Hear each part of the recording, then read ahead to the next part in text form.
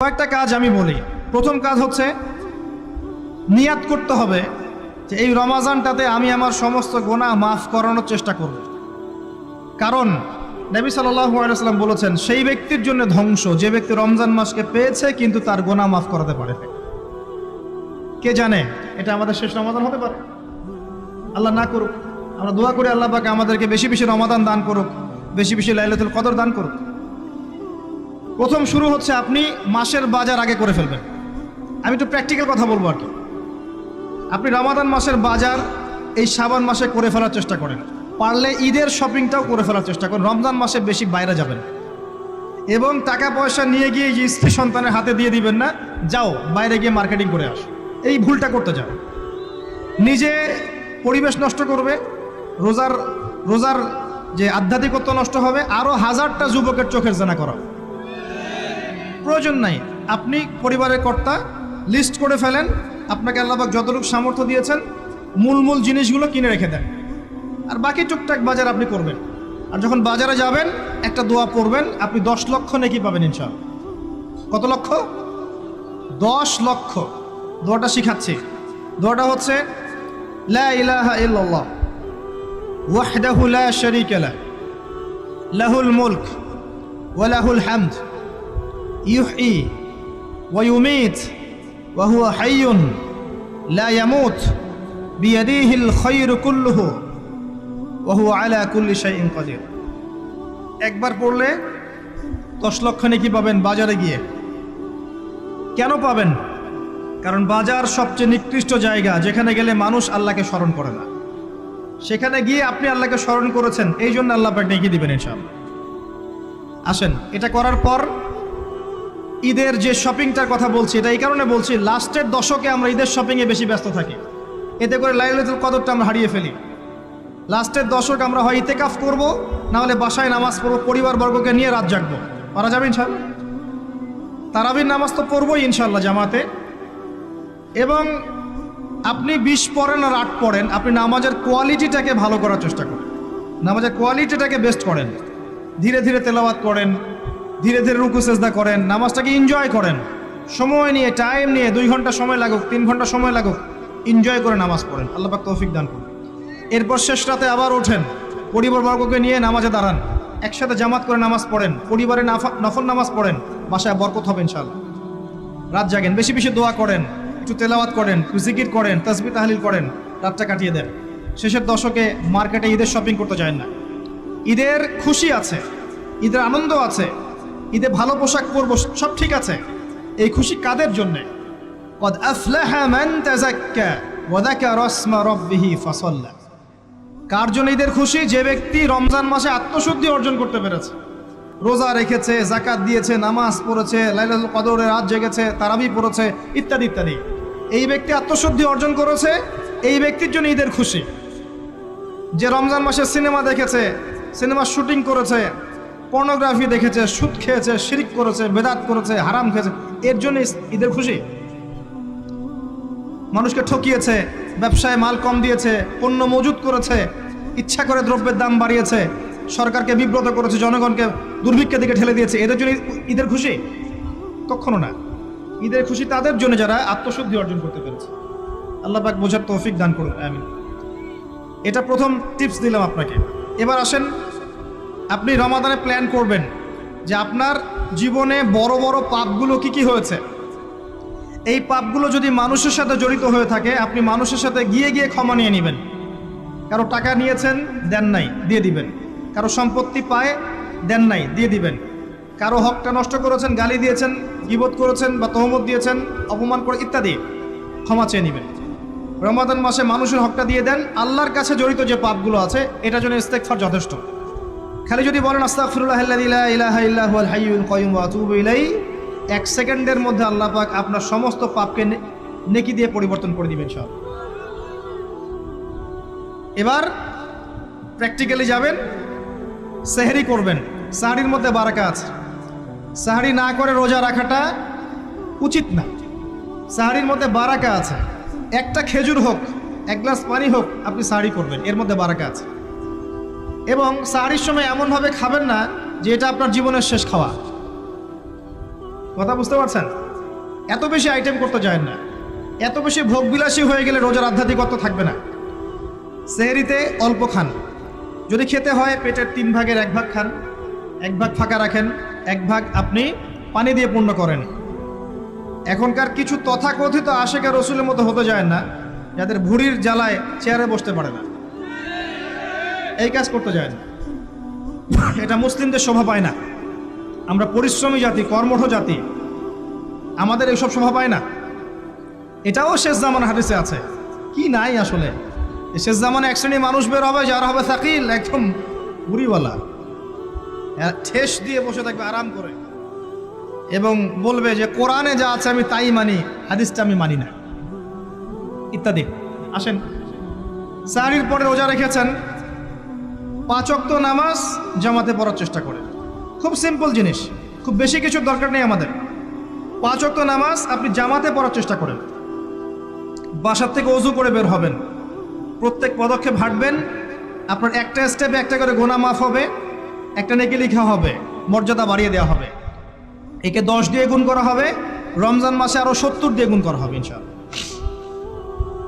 ফজরের নামাজটা জামাতে পড়লেন, নামাজটা জামাতে পড়ার পর আপনি বসে থাকবেন, কিছু সময় জিকির আজগার তাসবিহ তাহলিল করবেন। পারলে 1 পারা করে কোরআন তেলাওয়াত করবেন। রমাদান মাসে প্রত্যেক দিন 1 পারা করে কোরআন তেলাওয়াত করার চেষ্টা করবেন। 30 দিন 30 পারা, রমাদানে অ্যাটলিস্ট একটা খতম পারা যাবে, অ্যাটলিস্ট একটা খতম চেষ্টা করা যায় না ইনশাআল্লাহ। ফজরের নামাজ হয়ে গেছে, আপনি কোরআন তেলাওয়াত করেন। 1 পারা পড়তে সময় লাগবে আধা ঘন্টা, 40 মিনিট, কারো 1 ঘন্টা। এরপর সূর্য উঠে যাবে, উঠে গেলে পরে আপনি 2 রাকাত ইশরাকের নামাজ পড়বেন, নামাজটা পড়ে বাসায় যাবেন। আল্লাহর নবী বলছেন সাল্লাল্লাহু আলাইহি ওয়াসাল্লাম, আপনার আমল নামায় একটা কবুল হজ, একটা কবুল ওমরার নেকি লেখা হবে ইনশাআল্লাহ। এবার রেস্ট করেন, বাসায় গিয়ে রেস্ট করেন। যখন ঘুমাবেন তখন ঘুমের সুন্নাহগুলো আদায় করেন, সূরা ফালাক নাস ইখলাস পড়েন, ফু দেন, দিয়ে গা মাসাহ করেন, আয়াতুল কুরসি পড়ে ঘুমান, ঘুমের দোয়া পড়ে ঘুমান, ঘুমটাও নেকি হবে ইনশাআল্লাহ। এরপর হয়তো আপনি কাজে যাবেন, চাকরিতে যাবেন, বা ব্যবসায় যাবেন, বা আপনি শিক্ষাক্ষেত্রে যাবেন, ইত্যাদি ইত্যাদি। যে ক্ষেত্রেই যান না কেন আপনি মনে রাখবেন আপনি রোজাদার। যে ক্ষেত্রেই যান আপনি মনে রাখবেন আপনি রোজাদার। আমি কারোর সাথে এখন ঝগড়া করতে পারবো না, কারোর সাথে এখন মারামারি করতে পারবো না, আমি কারো গীবত করতে পারবো না, আমি মিথ্যা বলতে পারবো না, আমি মাপে কম দিতে পারবো না, আমি জনগণকে ঠকাতে পারবো না, আমি রোজাদার। এটা মনে রাখবেন। এটা মনে রাখলে পরে দেখবেন ইনশাআল্লাহ তাআলা আপনি আল্লাহকে পাচ্ছেন, আল্লাহর মারিফত পাচ্ছেন। খাচ্ছি না আল্লাহর ভয় না, পানি পান করছি না, স্ত্রী সহবাস করছি না, কার ভয়ে? আল্লাহর ভয় না। এত কঠিন কাজ করার পরেও রোজার নেকি পাওয়া যাবে না যদি রোজা রাখা অবস্থায় আমি মিথ্যা বলি, মাপে কম দেই, গীবত করি, সুদ খাই, জেনা করি, ইত্যাদি। নবী সাল্লাল্লাহু আলাইহি ওয়াসাল্লাম বলেছেন সেই ব্যক্তির পানাহার ছেড়ে দেয় আল্লাহর কিচ্ছু যায় আসে না, যে ব্যক্তি রোজা রেখে অশ্লীল কাজ করেছে। মা বোনদেরকেও বলবো, রোজা রেখে যদি বেপরদায় চলেন রোজার কোনো দাম নাই। রোজা রেখেও যদি এমন কাপড় পরে চলেন যেই কাপড় পরা না পরে একই কথা, ঢাকা শহরের ফ্যামিনিস্ট মেয়েদের মতো জিন্স আর গেঞ্জি পরে ঘোরেন, রোজা রাখা না রাখা আপনার একই কথা। এটা রোজা হয়নি, উপবাস হয়েছে, উপবাস। ইকোনমিক সেকশন আমরা যারা আছি, আমরা যদি রোজা রেখেও সুদ খাই, আমার রোজা রাখা না রাখা আল্লাহর কিচ্ছু যায় আসে না। আমরা ধর্মীয় ক্ষেত্রে যারা আছি, জানা অনুযায়ী আমল যদি না করি, দিনকে দুনিয়ার স্বার্থে ব্যবহার করি, আমাদের রোজা রাখা না রাখায় কিছু যায় আসে না।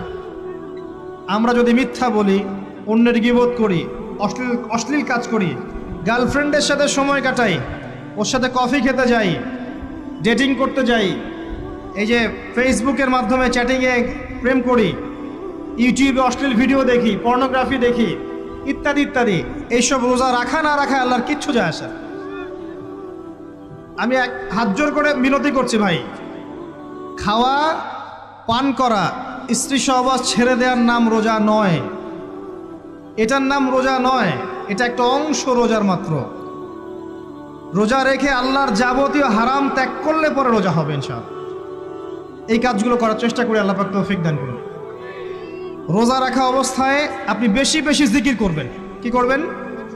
সুবহানাল্লাহ পড়বেন, আলহামদুলিল্লাহ পড়বেন, আল্লাহু আকবার পড়বেন, লা ইলাহা ইল্লাল্লাহ পড়বেন, লা হাওলা ওয়ালা কুওয়াতা ইল্লা বিল্লাহ পড়বেন হাসবি আল্লাহ ওয়া নি'মাল ওয়াকিল, সুবহানাল্লাহি ওয়া বিহামদিহি, সুবহানাল্লাহিল আযীম, সুবহানাল্লাহিল আযীম ওয়া বিহামদিহি, পড়বেন আস্তাগফিরুল্লাহ ওয়া আতুবু ইলাইহি, আস্তাগফিরুল্লাহ ওয়া আতুবু ইলাইহি। পড়বেন লা ইলাহা ইল্লাল্লাহ ওয়াহদাহু লা শারীকা লাহ লাহুল মুলকু ওয়া লাহুল হামদু ওয়া হুয়া আলা কুল্লি শাইইন কাদির। পারা যাবে না ইনশাআল্লাহ? বেশি বেশি পড়বেন। আরেকটা কাজ করবেন, প্রতিটা কাজ নবী সাল্লাল্লাহু আলাইহি ওয়াসাল্লামের সুন্নাহ মাফিক করার চেষ্টা করুন। সুন্নাহ মাফিক, খাচ্ছেন তার সুন্নাহ মাফিক, টয়লেট করছেন তার সুন্নাহ মাফিক, ঘুমাচ্ছেন তার সুন্নাহ মাফিক। সুন্নাহর বইগুলো আছে না বাজারে, কিনে নেবেন। কিনে নিয়ে দেখবেন প্রতিটা কাজ কিভাবে করলে সুন্নাহ হবে। এই কাজগুলো করতে গিয়ে আপনাকে গভর্নমেন্ট বাধা দিবে, বিশ্বের পরাশক্তিরা বাধা দিবে, আপনাকে কি কেউ পিটাবে এগুলো করলে, জেল খাটাবে?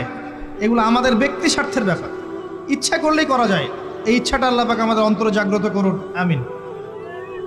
একটা কাজে কথা বলবো, নর্মালি আমরা ফরজগুলোতে বেশি ফোকাস করি, ফরজ ওয়াজিবে। রমজান মাসে সুন্নত মোস্তাহাবেও ফোকাস করতে হবে। রমাদানে একটা নফল আপনাকে ফরজের নেকি দিয়ে দিবে ইনশাল্লাহ, রমাদান একটা সুন্নাহ আপনাকে ফরজের নেকি দিবে ইনশাল্লাহ। তো রমজান মাসে শুধু ফরজ নয়, একটু সুন্নাহ সলাৎগুলো, নফল সলাৎগুলো একটু বেশি বেশি পড়ার চেষ্টা করি, আল্লাহ পাক তৌফিক দান। স্পেশালি একটা কাজ করার চেষ্টা করতে পারি, ওযু যখন ভেঙে যায়, টয়লেট করলেন ওযু ভেঙে গেল, সাথে সাথে হালকা করে ওযু করে ফেলার চেষ্টা করে, সবসময় পবিত্র থাকার চেষ্টা করে। বেলাল আল হাবাশি নাম শুনেছেন? রাদিয়াল্লাহু আনহু।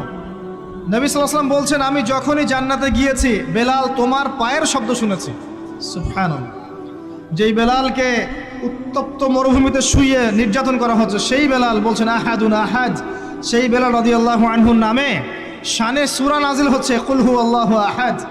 ওই বেলাল রাদিয়াল্লাহু আনহুকে নবী সাল্লাল্লাহু আলাইহি ওয়াসাল্লাম বলছেন, যখনই জান্নাতে যাই তোমার পায়ের আওয়াজ শুনি, তুমি কি এমন আমল করো যার কারণে এই মর্যাদা তোমার?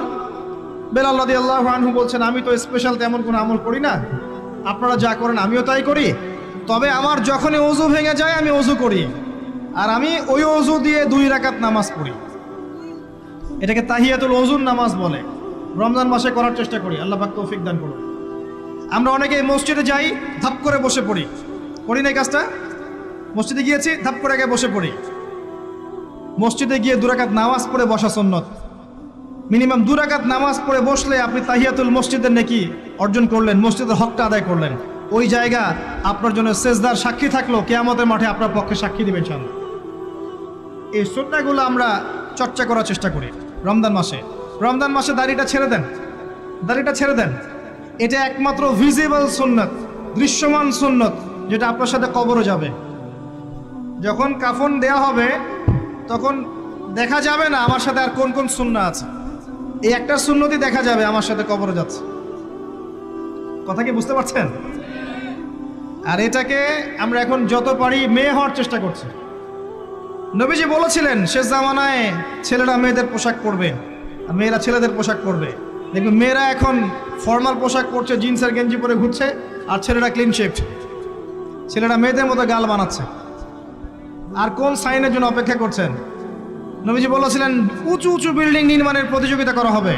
একবার এয়ারে ঢাকার কাছাকাছি আসবেন, এয়ারে তো সফর করেছেন আপনারা অনেকেই। যখন এয়ার ফ্লাই করে, টেক অফ করে বা ল্যান্ড করে, তখন ঢাকার কাছাকাছি, তখন উপর থেকে আপনি ঢাকাকে দেখবেন। কেন বলেছি this is the city of Akhiruzzaman, কেন বলেছি? নবীজি বলেছেন কিয়ামতের 2টা মেজর সাইন, 2টার মধ্যে একটা হচ্ছে আনতারাল হুফাতাল উরাতাল আলাতা রিয়াশা ইয়াতাতাওয়ালুনা ফিল বুনিয়ান। যখন সমাজের দরিদ্র শ্রেণীর মানুষেরা, যাদের পায়ে স্যান্ডেল ছিল না, গায়ে কাপড় ছিল না, এরা উঁচু উঁচু বিল্ডিং নির্মাণের প্রতিযোগিতা করতে থাকবে, ফান্তাজিরিস সাআহ, তখন কিয়ামতের অপেক্ষা করতে থাকবে। আজকে থেকে 100 বছর আগে ছিল এগুলা? 200 বছর আগে ছিল? সুবহানাল্লাহ। আর কোন সাইনের জন্য অপেক্ষা করছেন? তিনি বলেছেন শেষ জামানায় women will dressed but still they will be naked. মহিলারা কাপড় পরবে, তারপরেও তারা নগ্ন থাকবে।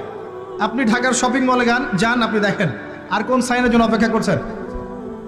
শুধু ঢাকা কেন, গ্রামগঞ্জে ছড়িয়ে পড়েছে এগুলো, এখন গ্রামেও ছড়িয়ে পড়েছে। গ্রামে আরো বেশি দেখা গেছে মাশাআল্লাহ। গ্রামে গিয়ে আমরা হতভাগ, সুবহানাল্লাহ। গ্রামের মেয়েগুলা, গ্রামের মেয়ে ঢাকা শহরের মেয়েকে পার করে ফেলেছে।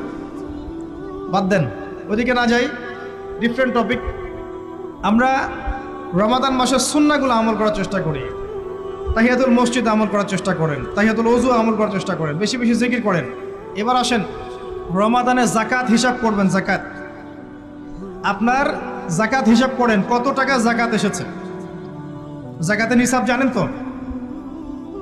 হ্যাঁ, 7.5 ভরি স্বর্ণ, রৌপ্য কত? 52.5 তোলা। আপনার এই চাষাবাদের ওসর আসে, ব্যবসায়িক পণ্য থাকলে, সঞ্চিত সম্পদ থাকলে সব কিছু হিসাব করে মুফতি সাহেব আছেন, কওমি মাদ্রাসার আলেমদের কাছে যাবেন, জাকাতের ক্যালকুলেশন করে নেবেন যে আমার এত টাকা জাকাত এসেছে। এভাবে জাকাতটা রমজান মাসে দিয়ে দেওয়ার চেষ্টা করুন। জাকাত যদি আমরা না দেই, একটা শাস্তি শুনে রাখেন, আল্লাহ পাক এই সম্পদগুলোকে একত্রিত করে গলাবেন, গলিয়ে কপালে, গালে আর এই যে পিঠে লেপটে দিবেন, বলেন নাউজুবিল্লাহ। এবং এটা একটা সাপের আকৃতি ধারণ করবে, সাপ গলায় পেঁচানো থাকবে, কপালে দংশন করতে থাকবে, বলবে আমি তোমার মাল সাত ভোগ কর, আমি তোমার মাল সাত ভোগ কর। কবর এটা হবে, আমরা চোখে না দেখলেও এটা সত্য। নবীজি দেখে এসেছে মেরাজের রাতে এগুলা। এরপরে জাকাতের একটা সুবিধা আছে, এটা আমরা বুঝাতে পারি না। জাকাত ইসলামিক ইকোনমিক্সের বেইস। জাকাত ধনীর সম্পদে গরিবের হক। যে গরিবের কাছে টাকা পয়সা নাই, আপনার টাকা ওর হাতে চলে যাবে, ও খেয়ে পরে বাঁচতে পারবে, এটাই জাকাত। বুঝতে পারছি? জাকাতটা না দেন, ও আস্তে আস্তে আস্তে আস্তে আরও দরিদ্র হতে থাকবে। এর উপর আবার সুদ আছে, আবার পেপার মানিও আছে। জাকাতগুলো দিয়ে দেন, আল্লাহর ওয়াস্তে জাকাত দিয়ে। অনেক মুসলিম আছে আমরা নামাজ পড়ে জাকাত দেই না। অনেক মুসলিম আছে জাকাত দেয় না, নামাজ পড়ে। জাকাত অস্বীকারীদের বিরুদ্ধে আবু বকর সিদ্দিক রাদিয়াল্লাহু আনহু যুদ্ধ করেছিলেন। অ্যাজ এ আমির, রাষ্ট্রের পক্ষ থেকে যুদ্ধ করেছিলেন। আল্লাহ পাক আমাদেরকে জাকাত আদায় করার তৌফিক দান করুন। ফসল থাকলে ফসল, এর ওসর আসবে, ওসর এটা দিয়ে দিবেন। সেচের পানিতে হলে এক হিসাব, আর আপনার বৃষ্টির পানিতে হলে এক হিসাব। রমজান মাসে বেশি বেশি দান সাদাকা করবেন, বেশি বেশি মানুষকে দান সাদাকা করেন। পণ্যের দাম কমিয়ে দেন, মানুষকে সাদাকা করেন। প্রত্যেকটা দিন 10 টাকা, 20 টাকা, 100 টাকা সাদাকা করতে চেষ্টা করেন। এক একটা সাদাকা 70 গুণ বেড়ে যাবে ইনশাআল্লাহ। আমি আরেকটা নাসিহা করব, রমজান মাসে বেশি থেকে বেশি মানুষকে খাওয়ান, বেশি বেশি খাওয়ান, ইফতার করান। আমি বলি মসজিদগুলোতে প্রত্যেক দিন আসর থেকে মাগরিব পর্যন্ত দিনের কথাবার্তা আলোচনা করেন, তালিম করেন। আপনাদের কাছে বই আছে, মুনতাকা হাদিস আছে, ফয়জুল কালাম বই আছে, রিয়াদুস সালেহিন বই আছে, মেশকাত আছে, আলেম আছেন, ইমাম সাহেব আছেন। একটা বিশেষ বিষয় নিয়ে আলোচনা শুরু করেন, মাগরিব পর্যন্ত আলোচনা চলবে, সবাই মিলে ইফতার করেন। একটা ইসলামিক পরিবেশ গড়ে তোলেন, মানুষকে ইফতার করেন, বেশি বেশি ইফতার করেন। আপনার সামর্থ্য থাকলে, সামাজিক যদি পদমর্যাদা থাকে, সমাজের মানুষকে আপনি ইফতার করান, ইফতার পার্টি করে, ইফতার অ্যারেঞ্জমেন্ট করেন। পার্টি বলা ঠিক না, আসলে ইফতার মাহফিল বলতে পারি আমরা। ইফতার মাহফিল করেন বেশি বেশি, মানুষকে ইফতার। একজন ব্যক্তিকে ইফতার করালে ওই ব্যক্তির রোজার নেকি আপনি পেয়ে যাবেন ইনশাআল্লাহ। প্রজেক্ট করেন, ইফতারের প্রজেক্ট করেন, মানুষের টাকাগুলো নেন, সংগ্রহ করে গরিবদের মাঝে ইফতার বিলিয়ে দেন। দুটা পদ্ধতি হতে পারে, আমি নিজেও করবো ইনশাআল্লাহ তাআলা। দুটো পদ্ধতি হতে পারে, ডেইলি বেসিসে ইফতার দিতে পারেন, অথবা মাসের বাজার করে দেন। এক মাসে কি কি লাগে, কতটুকু চাল, বুট, ডাল লাগে লিস্ট করেন, করে একটা ফ্যামিলিতে একটা প্যাকেট পাঠিয়ে দেন। দেখবেন পুরো ফ্যামিলি ইনশাআল্লাহ তাআলা রমজান মাসটা খেয়ে পরে বাঁচতে পারবে।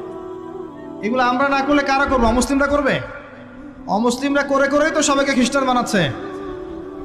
কোথায় আছেন আপনি? সমাজ সেবা করে করে তো মানুষের ঈমান আমল হরণ করে ফেলছে, আর আমরা সমাজ সেবা করতে চাচ্ছি না। জি, আমরা গরিব মানুষের পাশে দাঁড়াচ্ছি না, ওরা গিয়ে দাঁড়াচ্ছে। দেখবেন মানুষ বলছে হ্যাঁ এই ধর্মটা ভালোই, আমি খ্রিস্টান হয়ে যাই। কত মানুষ যে খ্রিস্টান হয়ে যাচ্ছে আপনি জানেন? পরে বুঝবেন, যখন আমরা এই যে হাত বাঁধা, পায়ে পা রফুলে ইত্যাদি নিয়ে মারামারি করছি, কে কোন মাযহাব, কে কোন তরিকা, কার কোন ত্রুটি আছে, এগুলো নিয়ে আমরা সোশ্যাল মিডিয়ায় ঘাটাঘাটি করছি। এই সময়গুলোর মধ্যে এগুলো অনেক এগিয়ে গেছে। এরা আরও এসব এই খোরমা জিলাপি নিয়ে মারামারি করতে থাক, দেখবেন আস্তে আস্তে আস্তে আস্তে কোন দিকে চলে যায় পরিস্থিতি। গলার মধ্যে দড়ি দিয়ে ফাঁস লাগানো হয়ে গেছে, খালি টানা বাকি আছে। আরে এখন ঝগড়া করে বেড়াচ্ছে কোন আলেমের কোন সমস্যা। লাহুম কুলুবুন লা ইয়াফকাহুনা বিহা, আল্লাহ পাক বলেছেন সূরা আরাফ 179-তে। রমজান মাসে বেশি বেশি ইফতার করান, বেশি বেশি দান সাদাকা করেন। আর একটা কাজ বলে আমি শেষ করছি, রমজান মাসে পরিবারকে সময় দেন। পরিবারকে সময় দেন, পরিবারের হক আছে আমাদের উপরে। স্ত্রীকে সময় দেন, স্বামীকে সময় দেন, একসাথে ইফতার বানান, একটা পরিবেশ, একটা আনন্দ, একটা উৎসবের আমেজ যেন বিরাজ করে। ছোট ছোট বাচ্চাদেরকে রোজা রাখতে উৎসাহিত করেন, সবাই একসাথে বসে একটা বড় প্লেটে ইফতার করেন। বাচ্চারা যখন বড় হবে তখন বলবে ছোটবেলায় আমরা বাবা মার সাথে এভাবে ইফতার করেছি, সংস্কৃতি লালন করেছি। পারিবারিক হৃদ্যতায় চলে আসেন, প্রতিবেশীকে ইফতার পাঠান, প্রতিবেশীকে ইফতার হাদিয়ে দেন, মসজিদে একসাথে ইফতার করেন। তারপর রাতের বেলা তাহাজ্জুদে দাঁড়ান, তারাবিতে দাঁড়ান, তারাবির নামাজে ধীর স্থিরভাবে কেরাত করেন। ইমাম যাকে নিযুক্ত করবেন তাকে সুললিত কণ্ঠে কোরআন তেলাওয়াত করতে বলবেন ধীর স্থিরভাবে, তাকে প্রেশার দিবেন না। তার দায়িত্ব নিয়ে নেন। ইমাম হাফেজদের পুরো মাসের দায়িত্ব নেন, তার পরিবারের দায়িত্ব নেন। একটা সম্মানজনক হাদিয়ার ব্যবস্থা করে দিবেন যাতে করে তারা নিশ্চিন্তে থাকে পুরো মাস, তাকে অন্যদিকে ফোকাস করতে না হয়।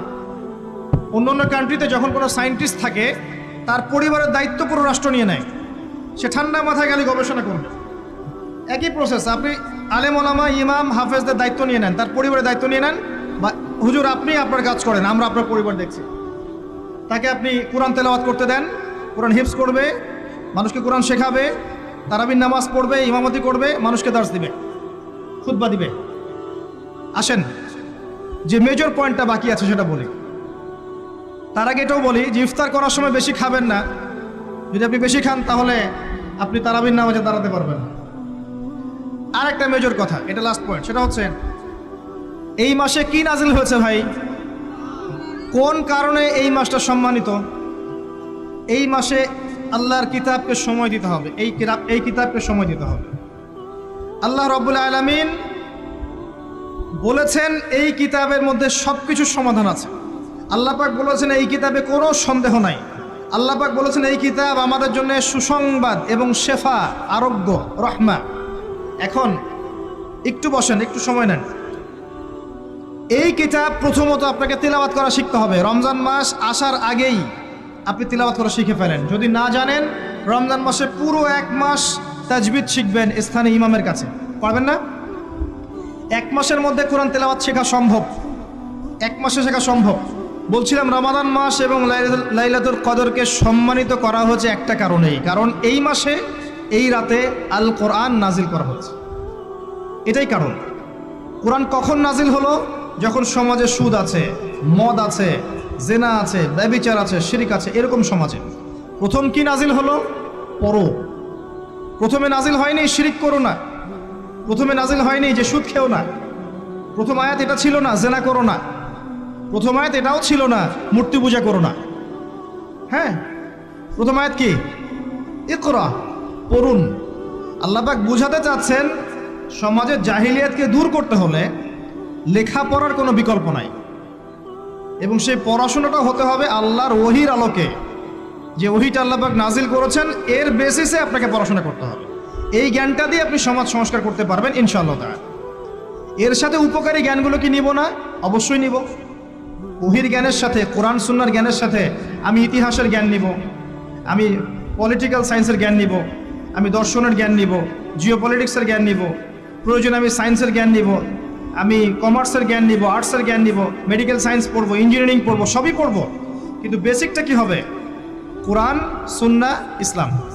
এরপর আপনি ডাক্তার হন, ইঞ্জিনিয়ার হন, পলিটিশিয়ান হন, সামাজিক নেতা হন, প্রশাসনের ক্যাডার হন, আপনার জন্য মোবারকবাদ। আপনি যেখানেই যাবেন সেখানেই বরকত ছড়াবেন ইনশাআল্লাহ। যে পলিটিশিয়ানের ভিতরে তাকওয়া আছে তার দ্বারা দুর্নীতি সম্ভব না। যে প্রশাসনের কর্মকর্তার ভিতরে তাকওয়া আছে সে ঘুষ নিতে পারবে না, দুর্নীতি করতে পারবে না। যে আলেমের ভিতরে তাকওয়া আছে সে দিনকে দুনিয়ার বিনিময়ে বিক্রি করবে না। যে ডক্টরের ভিতরে তাকওয়া আছে সে ডাক্তার হবে, কসাই হবে না। যে ইঞ্জিনিয়ারের ভিতরে তাকওয়া আছে সে দেখবেন সত্যিকারের প্রকৌশলী হবে, সে কিন্তু চোর হবে না। ভিতরটা চেঞ্জ করতে হবে, ভিতরটা, এর নাম তাকওয়া। ভিতরটা চেঞ্জ করবে একটা জিনিস, আল্লাহর ওহী, কোরআন এবং সুন্নাহ, ইসলাম। এটা আপনার ভিতরকে পরিবর্তন করবে। আর আমরা অনেক বড় বড় কথা বলি অনেক সময়, কিন্তু মূল কাজটা হচ্ছে ভিতরটা পরিবর্তন করা। আমাদের সবার সাথে যার যার কলব যাবে, যার যার আমল যাবে। আল্লাহ পাক আমাকে কলার চেপে ধরে বলবেন না যে বাংলাদেশে ইসলামী খেলাফত কায়েম করে আসো নাই কেন, এটা আল্লাহ পাক আমাকে বলবেন না। আল্লাহ পাক বলবেন তোমাকে যে দায়িত্ব দিয়েছিলাম ওই দায়িত্ব ঠিকঠাক মতো পালন করেছো কিনা। আল্লাহ পাক এটা বলবেন না। বেসিকে আসেন, নিজের আত্মশুদ্ধি, এটা বেসিক। আলাইকুম আনফুসাকুম, নিজের নফসের খবর নাও, নিজের নফসটাকে পবিত্র করো। নিজের নফসের মধ্যে হিংসা ত্যাগ করো, বিদ্বেষ ত্যাগ করো, অহংকার ত্যাগ করো, রিয়া ত্যাগ করো, দুনিয়ার মোহ ত্যাগ করো।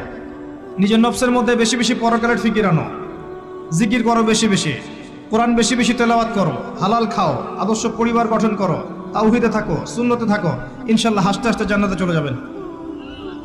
একটা হাদিস আমি পড়েছি ফয়জুল কালাম বইয়ের মধ্যে, গতকালকে মাহফিলও বলেছিলাম, আপনাদেরকে বলছি। মাদ্রাসায় পড়ানো হয় ক্লাসিক্যাল একটা বই ফয়জুল কালাম, সবাই কিনতে পারেন, হাদিসের বই, চমৎকার কিছু হাদিস আছে। এখানে একটা হাদিস আছে আমাদের জন্য সুসংবাদ। নবী সাল্লাল্লাহু আলাইহি ওয়াসাল্লাম বলছেন, হে সাহাবীরা, তোমরা এমন একটা যুগের মধ্যে বাস করছো যেই যুগে কেউ যদি ইসলামের 10% ছেড়ে দেয় সে ধ্বংস হয়ে যাবে। সাহাবীদেরকে বলছেন, তোমরা এমন একটা যুগে বাস করছো এই যুগে ইসলামের 1/10 কেউ ছেড়ে দিলে সে ধ্বংস হয়ে যাবে। কিন্তু তোমাদের পরে এমন একটা যুগ আসবে যেই যুগে মানুষ যদি 1/10 ধরে রাখতে পারে, 10% ধরে রাখতে পারে, তাহলেই নাজাত পেয়ে যাবে ইনশাআল্লাহ। আমরা সেই যুগে আছি না? আমাদের চতুর্দিকে ফিতনা নয় কি? আপনার ঘরে ফিতনা, সমাজে ফিতনা, ইকোনমিক্সে ফিতনা, রাষ্ট্রে ফিতনা, বিশ্বে ফিতনা, ধর্মে ফিতনা, সবখানেই ফিতনা, ফাসাদ। আমরা সেই যুগের মধ্যে বাস করছি। আসুন, আল্লাহ পাক কোরআন নাজিল করলেন, প্রথমে পড়তে বললেন। তার মানে আল কোরআন এবং সুন্নাহ এগুলোকে পড়া শিখতে হবে। বড় বড় স্বপ্ন দেখার আগে আমাদেরকে বেসিক ঠিক করতে হবে, পড়াশোনা করতে হবে। আল্লাহ পাক আমাদের যুব সমাজকে পড়াশোনা করার তৌফিক দান করুন। রমাদান মাসে এটা নাজিল হয়েছে।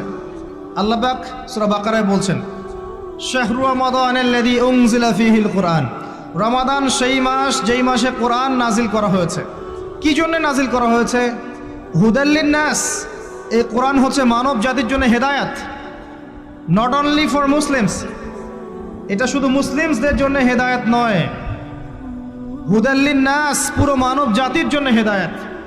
কোরআনে ইহুদির জন্য হেদায়েত আছে, খ্রিস্টানের জন্য আছে, অমুসলিম হিন্দুদের জন্য আছে, সবার জন্য কোরআন। এটা সাম্প্রদায়িক কোনো কিতাব নয়, এটা টোটালি অসাম্প্রদায়িক একটা বই। আল কোরআন যে কেউ পড়তে পারে। এটা কারো পৈতৃক সম্পত্তি নয় যে একটা শ্রেণীর মানুষই পড়বে বাকিরা পড়বে না, সবাই পড়বে ইনশাআল্লাহ তাআলা। এটা আল্লাহর কিতাব, আল্লাহর কালাম। হুদাল লিন-নাস ওয়া বাইয়িনাতিন মিনাল হুদা। এটা হচ্ছে সত্য মিথ্যার মানদণ্ড, বাইয়িনাত সুস্পষ্ট মানদণ্ড। আর কি ওয়াল ফুরকান, প্রমাণ, হুজ্জাত, দলিল। এটা আল্লাহ পাক কোরআন সম্পর্কে বলছেন। আরেকটা জায়গায় চলে যাই, চলেন সূরা নাহল এর 89 নম্বর আয়াতে চলে যান। আল্লাহ পাক বলছেন, ওয়া নাযালনা আলাইকাল কিতাব। হে নবী, আমি আপনার প্রতি এমন একটা কিতাব নাজিল করেছি, অর্থাৎ আল কোরআন। ওয়া নাযালনা আলাইকাল কিতাব তিবয়ানান লিকুল্লি শাই, যেই কিতাবটা প্রত্যেকটা বিষয়ের ব্যাখ্যা। আপনি কি আমার কথা শুনতে পারলেন? আল্লাহ বলছেন কোরআন প্রত্যেকটা বিষয়ের ব্যাখ্যা। আপনার ব্যক্তি জীবন এখানে আছে, আপনার ব্যবসায়িক জীবন এখানে আছে, অর্থনৈতিক জীবন এখানে আছে, পারিবারিক জীবন এখানে আছে, সামাজিক লাইফ এখানে আছে, সব কিছু আছে। তিবিয়ানান লিকুল্লি শাই, প্রত্যেকটা বিষয়ের ব্যাখ্যা এখানে আছে। তিবিয়ানান লিকুল্লি শাই ওয়া হুদা ওয়া রাহমাতান ওয়া বুশরা লিল মুসলিমিন। এই কোরআন হচ্ছে হেদায়াত এবং রহমত, দয়া। ওয়া বুশরা লিল মুসলিমিন, মুসলিমদের জন্য সুসংবাদ। এই কোরআন শুরুতে আছে আলিফ লাম মিম যালিকাল কিতাব লা রাইবা ফিহ। এটা এমন একটা কিতাব যেই কিতাবের মধ্যে কোনো সন্দেহ নাই। কোন লেখক বলতে পারে আমার বইয়ের মধ্যে কোনো সন্দেহ নাই? সন্দেহের কোনো অবকাশই নাই। লা রাইবা ফিহ হুদাল লিল মুত্তাকিন, মুত্তাকিদের জন্য এটা হেদায়াত। মুত্তাকি কারা? আল্লাযীনা ইউমিনুনা বিল গায়ব, যারা অদৃশ্যে বিশ্বাস করে। ঈমানের 6 পিলার সবই অদৃশ্য নয় কি? আল্লাহ অদৃশ্য, ফেরেশতা অদৃশ্য, আসমানে আগের কিতাবগুলো দেখি নাই, অদৃশ্য। নবী রাসূলগণ দেখি নাই, অদৃশ্য। পরকাল ওয়াল ইয়াউমিল আখির, ওয়াল ইয়াউমিল আখির দেখি নাই, অদৃশ্য। ওয়াল কদরি খায়রিহি ওয়া শাররিহি, তাকদীর অদৃশ্য। আল্লাযীনা ইউমিনুনা বিল গায়বি, মুত্তাকি তারা যারা গায়েবে বিশ্বাস করে, অদৃশ্যে বিশ্বাস করে। আর এখনকার শিক্ষা দর্শন আমাদেরকে শেখায়, পশ্চিমাদের, চোখে যা দেখবো না বিশ্বাস করবো না। হ্যাঁ, তাদের দর্শন এরকম, যুক্তি দিয়ে প্রমাণ করতে পারবেন না, বিশ্বাস করবো না। বৈজ্ঞানিক ব্যাখ্যা দিতে পারবেন না, বিশ্বাস করবো না। সায়েন্টিফিক্যালি প্রুভড হতে হবে, তারপর বিশ্বাস করব। অনেক সময় দেখা যায় মুসলিমরাও এর গোলক ধাঁধায় পড়ে যায় এবং বলে নামাজের উপকারিতার সায়েন্টিফিক ব্যাখ্যা বলেন, তারপর নামাজ পড়ব। নামাজের সায়েন্টিফিক ব্যাখ্যা লাগবে, তারপর নামাজ পড়বেন? আল্লাহ পাক বলেছেন ইয ক্বালা লাহু রাব্বুহু আসলিম ক্বালা আসলামতু লিরাব্বিল আলামিন। আল্লাহ পাক ইব্রাহিমকে বলেছেন আলাইহিস সালাম আত্মসমর্পণ করো, যখনই বলেছেন তখনই করেছেন। যখনই আল্লাহ পাক বলেছেন আত্মসমর্পণ করো, তিনি বলেছেন আসলামতু লিরাব্বিল আলামিন, আমি আত্মসমর্পণ করলাম। বাচ্চাকে জবাই করো, জিজ্ঞেস করেননি এর পিছনে বিজ্ঞান কি, যুক্তি কি, আর দর্শন কি? স্ত্রীকে রেখে আসো ওই জনমানব শূন্য জায়গায়, জিজ্ঞেস করেন নাই কারণ কি, রিজন কি, যুক্তি কি, বিজ্ঞান কি, দর্শন কি? আল্লাহ বলেছেন সামিআনা ওয়া আতা'না, এর নাম ইসলাম। আল্লাহর আদেশ যেখানে এসে যাবে এখানে যুক্তি বিজ্ঞান দর্শনের প্রয়োজন নাই। এই কনসেপ্টে আপনাকে মৌলবাদী হতেই হচ্ছে, কিছু করার নাই, কারণ মৌলিক বিষয় আপনাকে মেনে চলতে হবে। হ্যাঁ, প্রত্যেকটা বিষয়কে আপনি ব্যাখ্যা করতে পারবেন যদি সেই জ্ঞান আপনার কাছে থাকে, কিন্তু যুক্তি বিজ্ঞান দর্শনের সীমাবদ্ধতা আছে, সব কিছুরা ব্যাখ্যা করতে পারে না। ভালো করে শিক্ষা দর্শন হজম করে তারপর পড়াশোনা করেন, অন্যথায় আপনারা দাড়ি টুপি নিয়েও অনেক সময় দেখবেন এই যে এটা কি বলে এথিজমের দিকে যাচ্ছেন, নাস্তিকতার দিকে যাচ্ছেন। আসেন মূল জায়গায় আসি। আল্লাহ রাব্বুল আলামিন কোরআন সম্পর্কে কথা বলছেন, লা রাইবা ফিহি, এর মধ্যে কোনো সন্দেহ নাই। একই সূরার মধ্যে আল্লাহ পাক বলছেন যে ওয়া ইন কুনতুম ফি রাইবিন মিম্মা নাযালনা আলা আবদিনা ফাতু বিসূরাতিন মিন মিথলি, তোমরা যদি এই কিতাব নিয়ে সন্দেহ করে থাকো যে এই কিতাব আল্লাহর পক্ষ থেকে এসেছে নাকি অন্য কারো পক্ষ থেকে এসেছে, তোমরা যদি এই কিতাব সম্পর্কে সন্দেহ পোষণ করো যে এটা কি আল্লাহর পক্ষ থেকে এসেছে না অন্য কারো পক্ষ থেকে এসেছে, তাহলে এর মতো কিছু আয়াত নিয়ে এসে দেখাও, একটা সূরা রচনা করে দেখাও। ওয়াদউ শুহাদাকুম মিন দুনিল্লাহি ইন কুনতুম সাদিকিন, তোমাদের যত সাক্ষী আছে, সহকর্মী আছে, তোমাদের সাপোর্ট দেওয়ার মতো যারা যারা আছে সবাইকে ডেকে নিয়ে আসো, এনে এই কোরআনের মতো একটা সূরা রচনা করে দেখাও যদি সন্দেহ পোষণ করে থাকো। আল্লাহ এর পরে বলছেন ওয়া ইল্লাম তাফআলু, তোমরা যদি এটা করতে না পারো, ওয়ালাম তাফআলু, কোশ্চেন কালেও পারবে না। তোমরা যদি এটা করতে না পারো, মানে একটা সূরা রচনা করতে না পারো, এরকম কোনো কিতাব রচনা করতে না পারো, একটা আয়াতও রচনা করতে না পারো, তাহলে জেনে রাখো ফাত্তাকুন নার আল্লাতী ওয়াকুদুহা আন-নাস ওয়াল হিজারা, সেই আগুনকে ভয় করো যার ইন্ধন হবে মানুষ এবং পাথর। উইদ্দাত লিল কাফিরিন, যা কাফেরদের জন্য প্রস্তুত করা হয়েছে। আল্লাহ পাক এই কোরআনটা নাজিল করেছেন কোন মাসে ভাই? রমাদান মাসে। আসেন প্রথমে বলে নেই আমরা রমাদানকে কিভাবে পালন করার চেষ্টা করব, এরপরে আসছি রমাদানকে কেমন করে কোরআনময় করবেন, এই দুইটা পয়েন্ট। এক নাম্বার, হতে পারে এই রমাদান আপনার জীবনের শেষ রমাদান হতে পারে। শয়তান আপনাকে তিনটা ধোঁকা দিতে পারে। শয়তান আপনাকে বোঝাতে পারে আপনি অনেক জানি, আমার জানার দরকার নাই। শয়তান বোঝাতে পারে আমার বয়স হয়ে গেছে, আমার দ্বারা হবে না। শয়তান বোঝাতে পারে আমার অনেক সময় পড়ে আছে, পরে শিখে নিব। আল্লাহর ওয়াস্তে শয়তানের ধোঁকায় পড়বেন না। এই মাসে কোরআন শেখেন, কে জানে আপনি আগামী মাস পান কিনা। কোরআন শিখে নেন, রমজান মাসে তেলাওয়াত করে শিখে নেন, কি পাবেন? কয়েকটা হাদিস বলছি। নবী সাল্লাল্লাহু আলাইহি ওয়াসাল্লাম বলেছেন এই কোরআন আপনার পক্ষে দলিল হবে অথবা বিপক্ষে দলিল হবে। হুজ্জাতুন লাকা ওয়া আলাইক, আপনার জন্য শাফিউল লিআসহাব, এটা সুপারিশকারী হবে আপনার জন্য। প্রত্যেক হরফে আপনি 10টা করে নেকি পাবেন।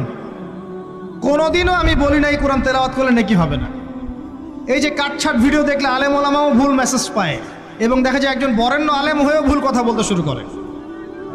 এই জন্যই বলি এর ক্ষতিকর দিক কত। মূল বিষয় তার নখদর্পণে নাই, একটা কাটছাট ভিডিও দেখেছে, দেখেই কথা বলা শুরু করলো। কিন্তু সে আলেম, তার জানা উচিত কাফা বিল মারই কাযিবান ওয়া হুয়া ইয়াকুল কুল্লামা সামিআ, একজন মানুষের জন্য মিথ্যাবাদী হওয়ার জন্য এতটুকু যথেষ্ট, যা শুনলাম যাচাই বাছাই না করেই প্রচার করলাম। ইয়া আইয়ুহাল্লাযীনা আমানু ইন জাআকুম ফাসিকুম বিনাবাইন ফাতাবায়ানু, কোনো ফাসিক যদি কোনো খবর নিয়ে আসে সেটা আগে তথ্য যাচাই করো, তারপরে কথা বলো। ইজতানিবু কাসীরাম মিনাজ যন, বেশি বেশি অনুমান থেকে বেঁচে থাকো। ইন্না বা'দা যন্নি ইসম, এগুলো আমরাই ভুলে যাচ্ছি এখন।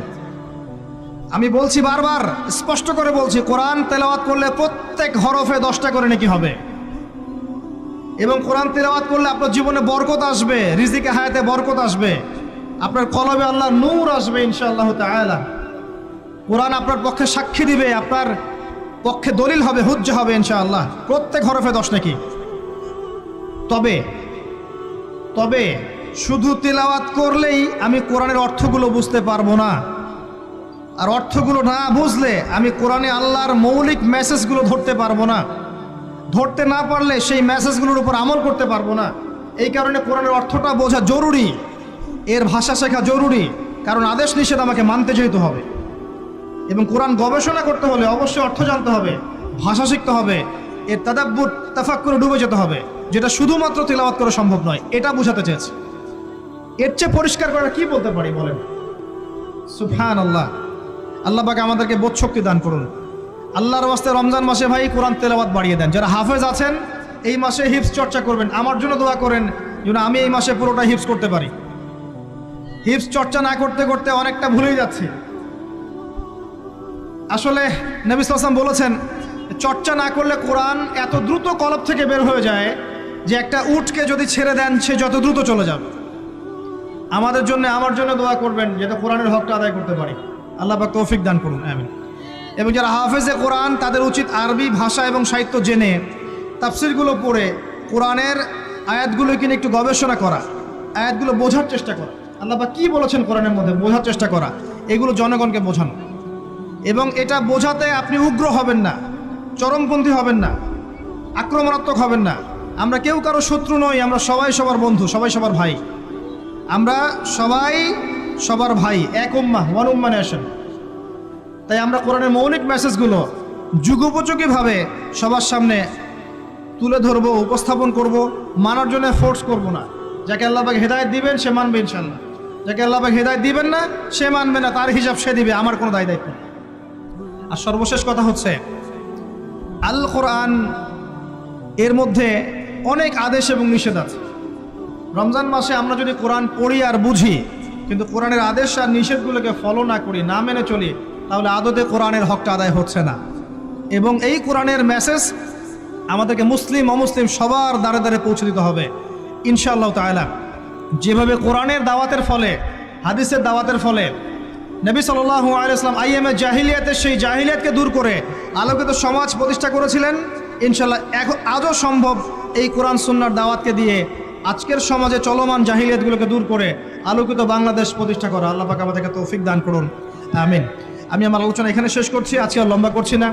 আপনারা কষ্ট করে এসেছেন, বসেছেন, আলোচনা শুনেছেন, আদবের সাথে বসেছেন, শৃঙ্খলা রক্ষা করেছেন। আমরা দোয়া করি আল্লাহ পাক আপনাদের সবার নেক হায়াত, হালাল রিজিকে আল্লাহ পাক প্রশস্ত করুন। আমাদের সবাইকে আল্লাহ পাক রমজানে পৌঁছে দিন, রমজানে বেশি বেশি রোজা রাখার তৌফিক দান করুন। রমজান মাসে আমাদেরকে আল্লাহ পাক যাকাতগুলো দিয়ে দেওয়ার তৌফিক দান করুন, বেশি বেশি জিকির আজগার করার তৌফিক দান করুন, কোরআনের হকগুলো আদায় করার তৌফিক দান করুন, প্রত্যেক দিন এক পারা করে কোরআন পড়ার তৌফিক দান করুন। এবং আমাদের পরিবার বর্গগুলোকে আল্লাহ পাক হেদায়েত দান করুন। আল্লাহ রাব্বুল আলামিন আমাদের প্রশাসন